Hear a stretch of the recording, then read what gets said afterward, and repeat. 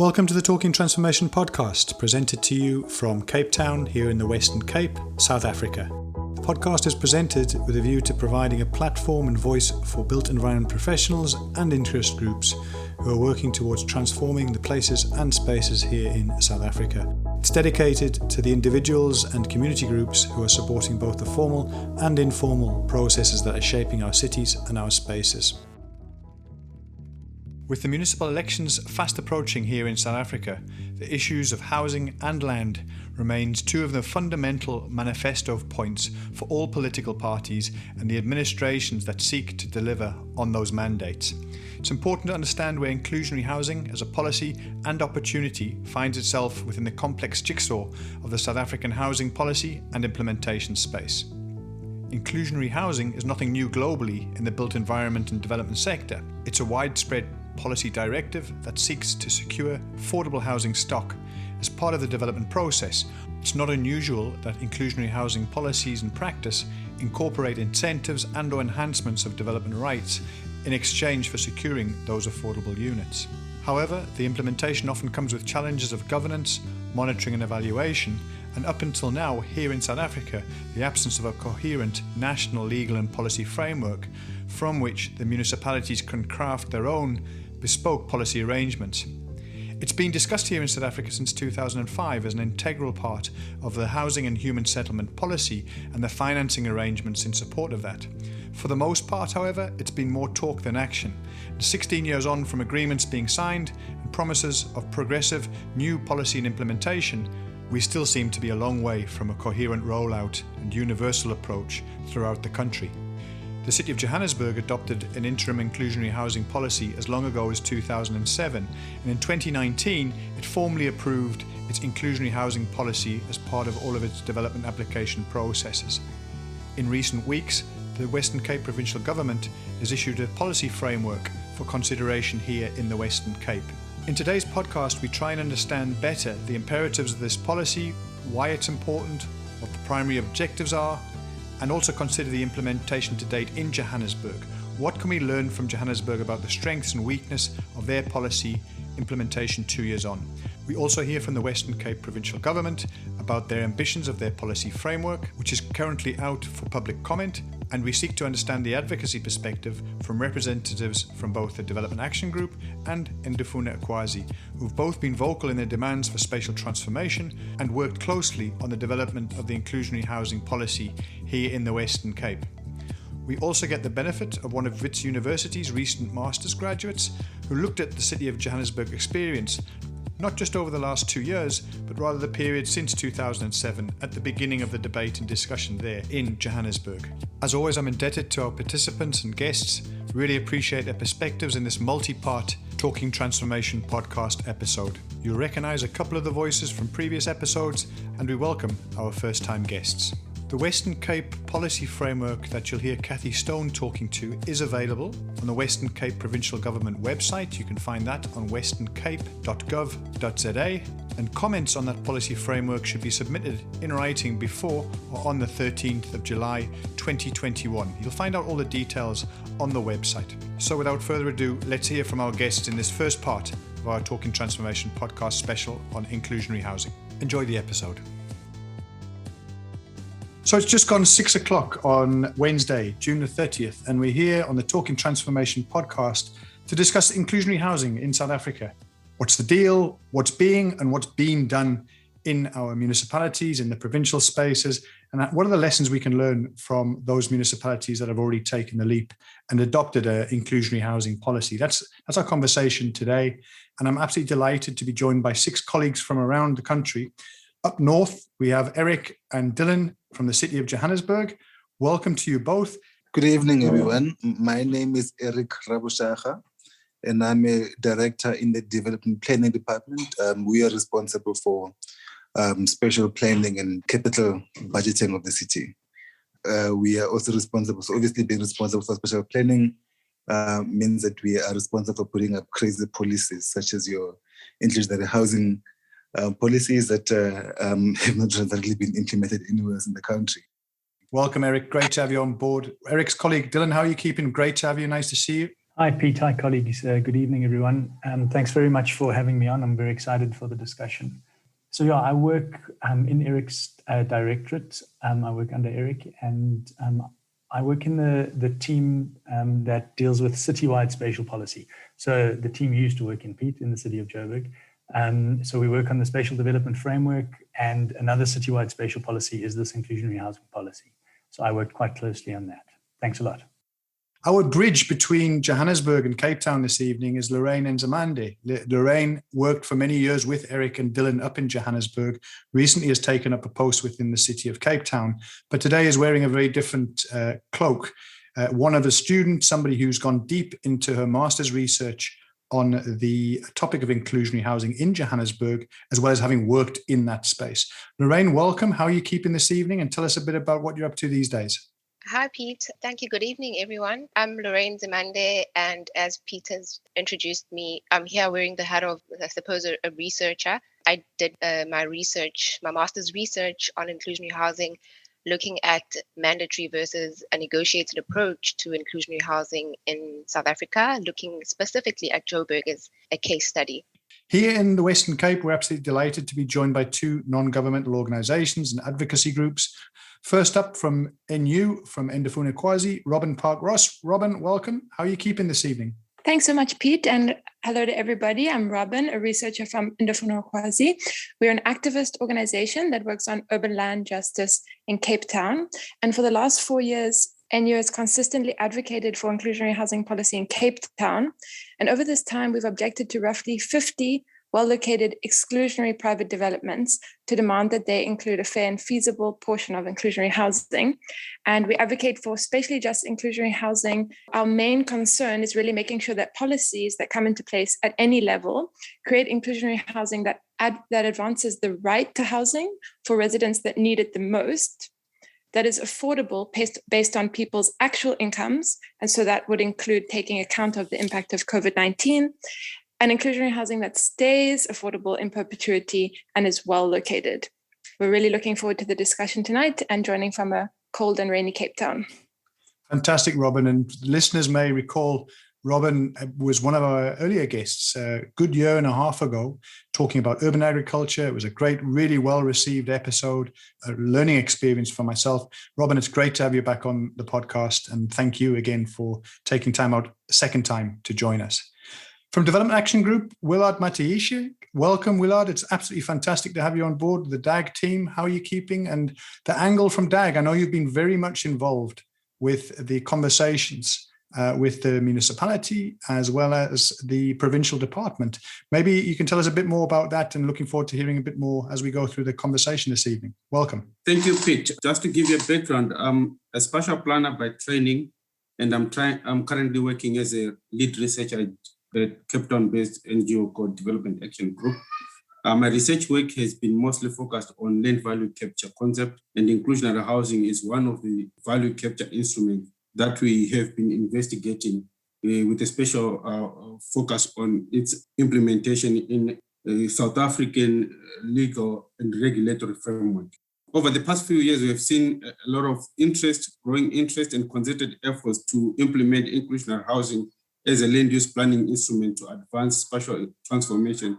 And what is equally exciting is that we find ourselves in a space where inclusionary housing is no longer just a political statement of commitment to change or an alternative vehicle to create affordable housing, but rather an important land use planning management mechanism to fulfill the statutory requirements enshrined in SPLUMA legislation. On that note, I thank you.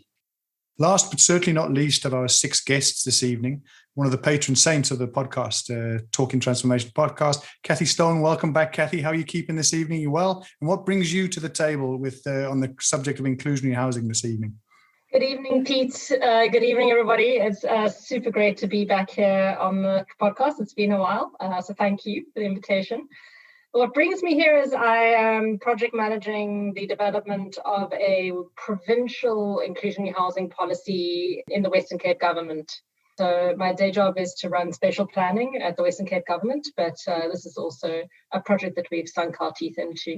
So thanks for the opportunity to talk about it. Well, it's really great to have you back on the podcast, Kathy, and really looking forward to finding out what's in that policy framework? And second of all, how can people get involved? Because that's one of the reasons that we're looking at launching this podcast episode this evening, is giving people a chance and an opportunity to respond to what you hear from the three different perspectives, from the NGO, from a city like City of Johannesburg who've implemented, and Lorraine providing that academic angle. So a really great opportunity for us to think about this and for people to make informed responses to what the Western Cape Province have put out.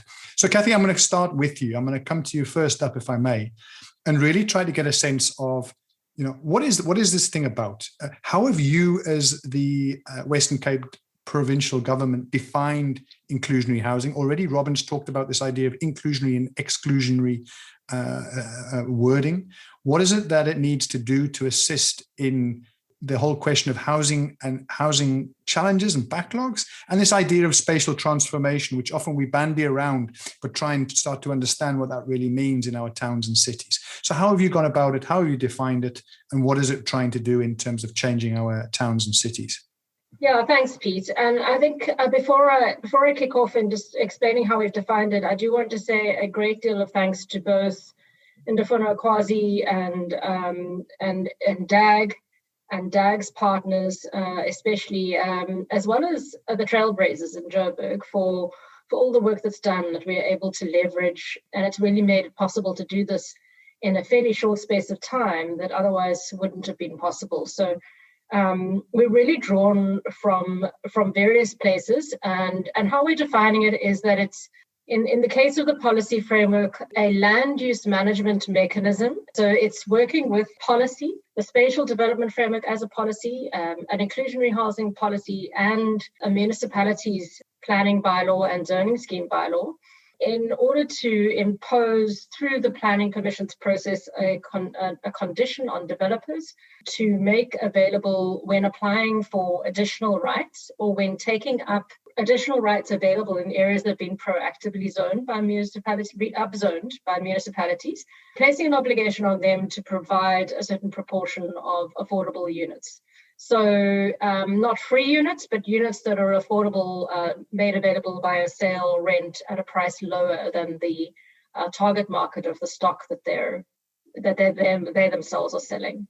We really are positioning this as a spatial transformation mechanism. So we are saying that the primary objective of this policy framework is to promote inclusionary housing as a mechanism through the planning system, making more affordable housing opportunities available in well-located areas, in areas of active land markets and high property values. So it's not primarily a housing program, and it's not intended to try and contribute at scale towards the problem of affordable housing provision and supply in our country or in our cities and towns. But it's really saying, how can we start to take advantage of all the mechanisms at our disposal to promote spatial transformation? And one of them, particularly in areas where land values are very high as a result of investments by a range of parties, but particularly the public sector and the broader society, sharing and capturing some of that value back towards public good, and in this instance, better located affordable housing opportunities, particularly for people in the gap market. So we're talking about households earning more than 3,500 a month, up to about 22,000 Rand a month.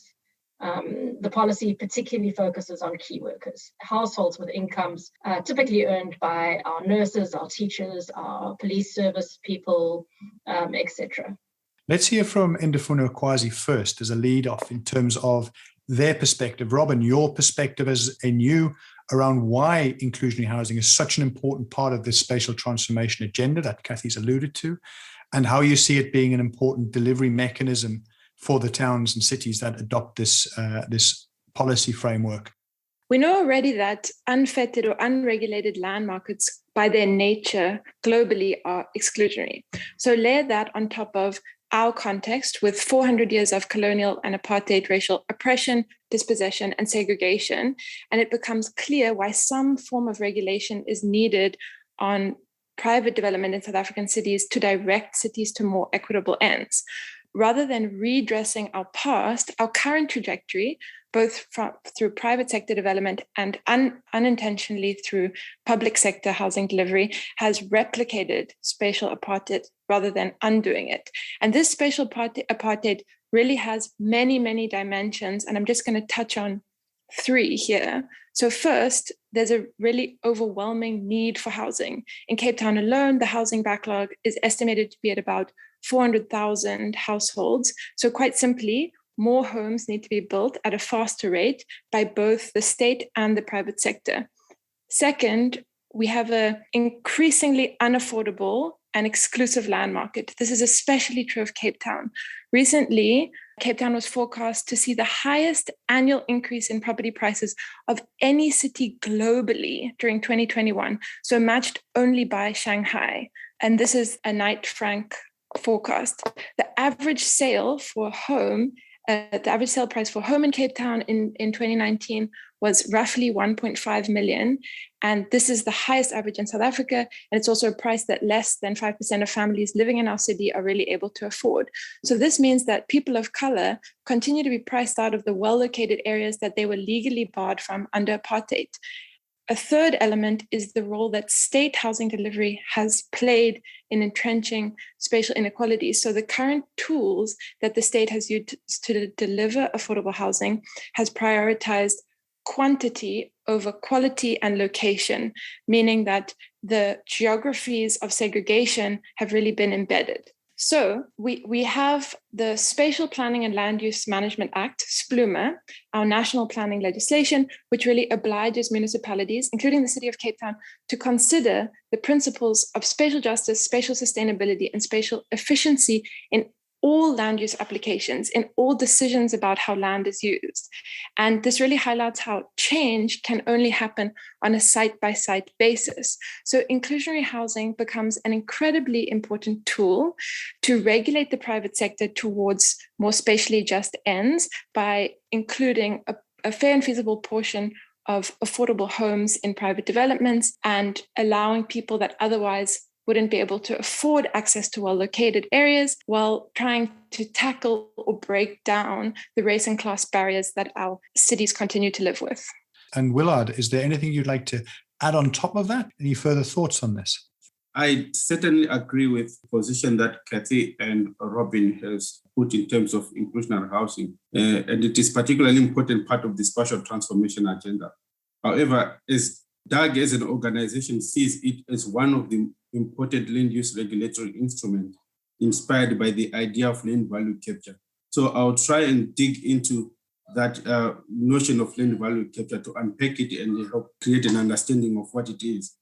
The value capture concept refers to the recovery by the public of the land value increments generated by actions other than the landowner's direct investment.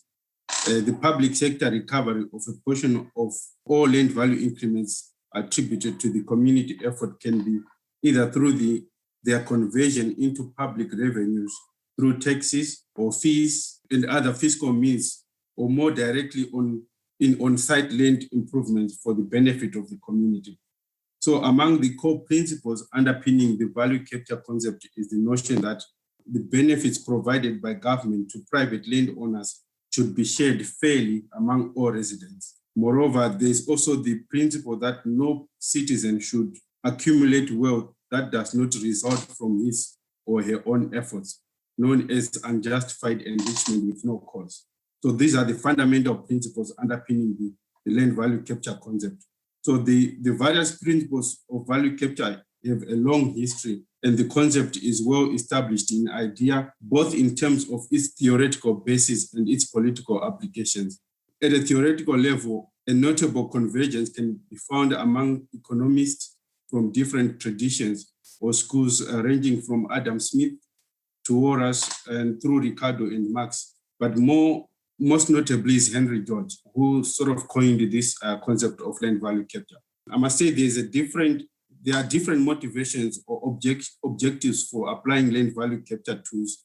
For instance, one can do value capture to deepen land value taxation, or one can do value capture to finance urban infrastructure, and one can do value capture to control land use. inclusionary housing is very much about value capture to control the unintended consequence of land use regulatory practice or processes. The value capture-based inclusionary housing policies focus primarily on the increment generated by the public investment or administrative actions such as the rezoning or change of land use, and also granting permission for the development of specific land or densities across corridors or precincts where land markets are quite active. The objective is to draw on publicly generated land value increments to enable local administrations to improve the performance of land use management and to fund urban infrastructure and service provision that include the delivery of well-located affordable housing for those who cannot afford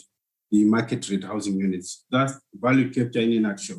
Again, thank you, Willard, for introducing this term of land value capture, or LVC. I'm sure we're going to talk a bit more about that as we go. You've heard the proposition from Ndifuna Ukwazi around the reasoning behind it, and Kathy's thinking and approach to the way that the Western Cape Provincial Government has gone about setting out their policy framework.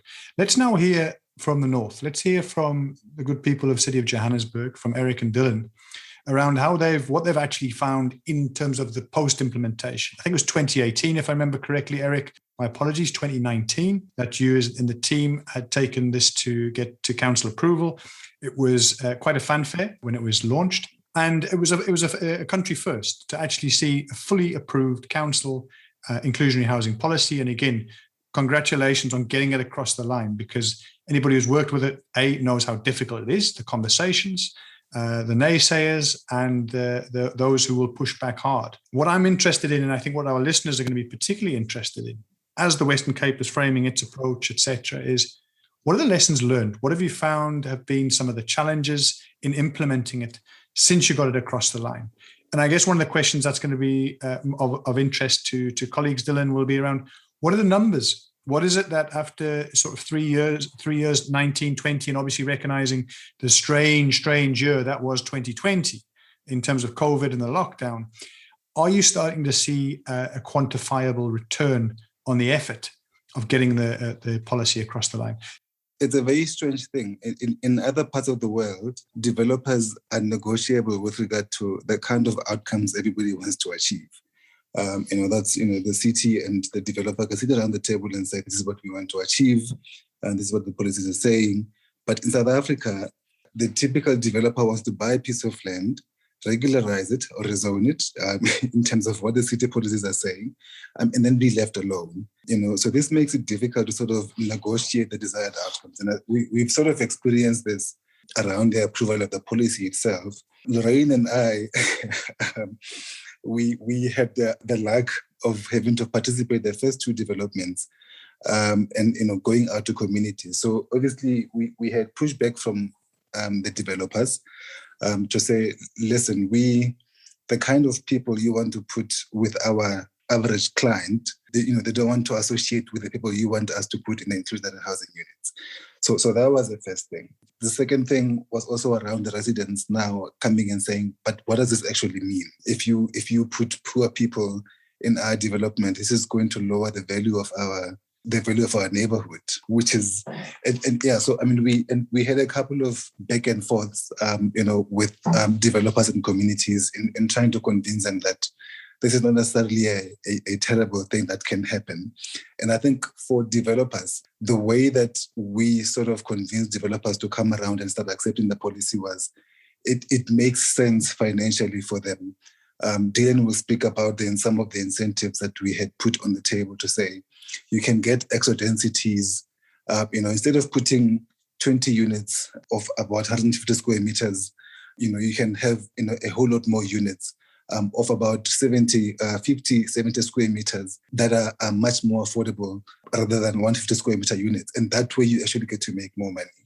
As part of the negotiations, and I think this is where the difficulty comes in, because we are not developers as a city.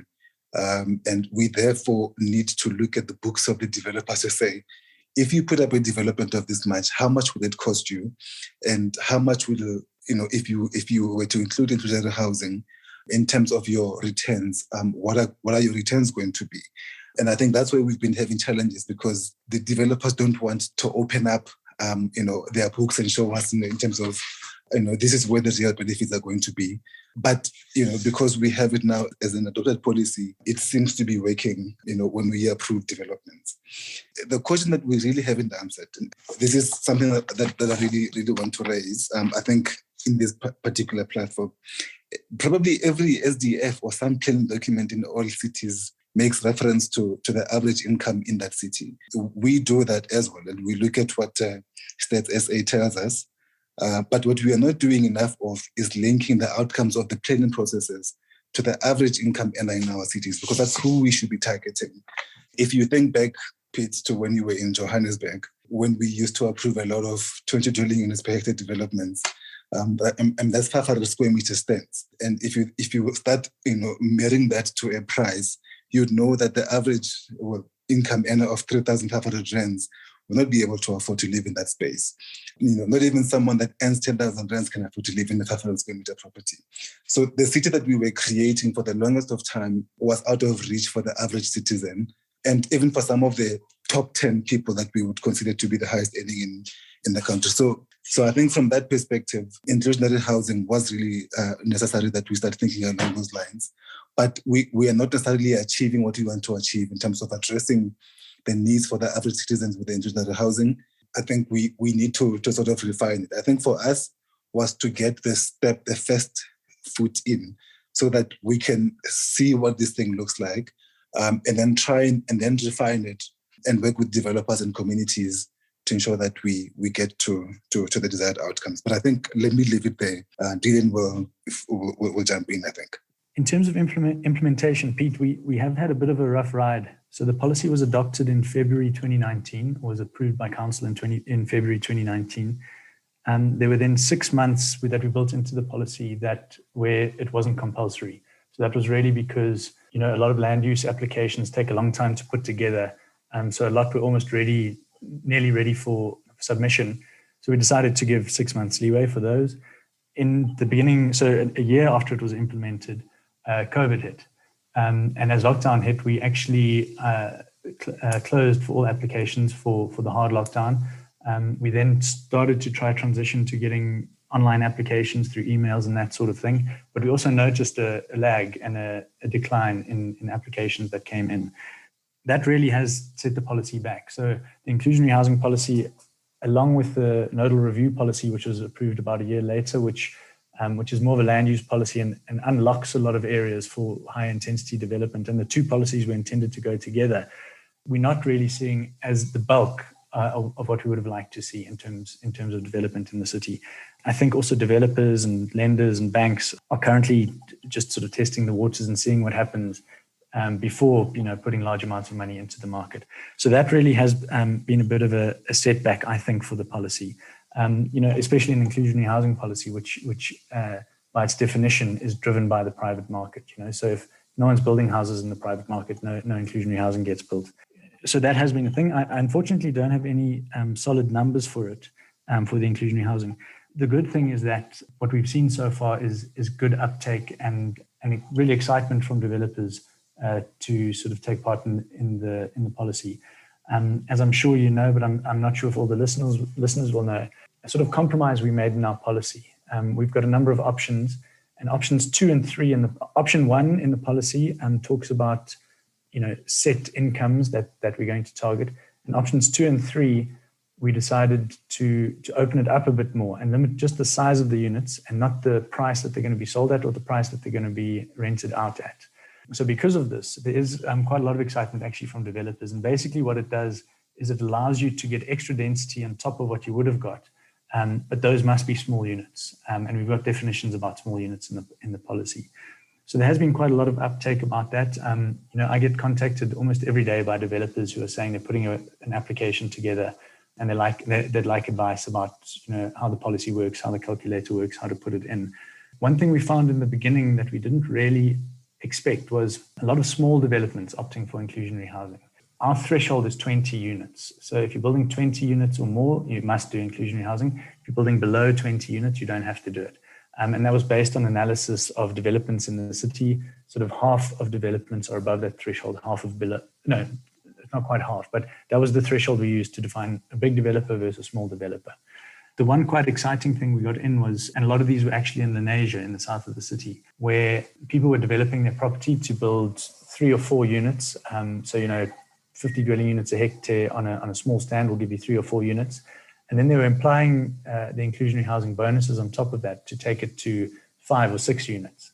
And we see this as quite a positive thing, so they're complying with the policy, and this kind of small scale in terms of number of units per development, but across thousands of developments in the city, we're hoping that will start to sort of produce some units at scale. Like I said, we are unfortunately still in the early stages of the policy. I sit on the planning tribunal, and we're not really seeing inclusionary housing developments coming through yet because of the lag. So we're still in a lag phase, but there is general excitement from the market. Dylan, Eric, I guess one of the pointers, and recognizing that the whole country went through that lull and are very much still in it around the COVID-related decline in activity on the back of the recession that we're in. What I guess is the good news is when that wheel does turn and the property cycle does start to look at resi in a positive way up there in Johannesburg, you'll have the benefit that that sunset clause that you had will no longer be in effect, that the policy will be in place, and it'll catch that wave when it does turn, as opposed to, as you're saying, at the moment, obviously depressed market, a challenge, but rather have it ready at that level for when it peaks than miss it and then you put it in. So maybe it's all swings and roundabouts in terms of the timing. Perhaps before we just move on to the lessons learned from the Western Cape province and putting their policy paper together, Lorraine, you were there during that period with Eric and Dylan in some of those conversations. You've also looked at some of the case studies in your research. Anything you want to add at this stage that might assist in terms of some of the take-home points and the lessons learned at this stage? So Eric mentioned the resistance from developers initially and from communities as well. And I think one of the key things is the understanding of what is meant by inclusionary and affordability that probably may have not been clear enough in the beginning. Interestingly, my shift from being an official at the City of Johannesburg and actually doing my research on the inclusionary housing case studies in the city is that when I engaged with developers as a researcher, I actually got quite a lot of excitement actually and interest in actually engaging on the policy and contributing to the conversation in terms of how inclusionary housing could be better shaped in order for developers. It was mentioned earlier on as well, a return on investment that they could achieve and what sort of incentives would be best placed for them for an inclusionary housing policy to actually work for both parties. So that was an interesting observation from the two different positions that I sort of held. I think I'll pause there for now. This is where we end our first part of this Talking Transformation podcast that's looking at the subject of inclusionary housing. Join us for our part 2, where we'll look at the Western Cape Government's proposition and some of those lessons learned, some of the case studies that Lorraine alludes to at the back end of this introductory episode. We'll also learn why Ndifuna Ukwazi are suggesting that micro units in some of our central business districts do not equate to spatial justice or inclusionary housing in terms of their policy perspective.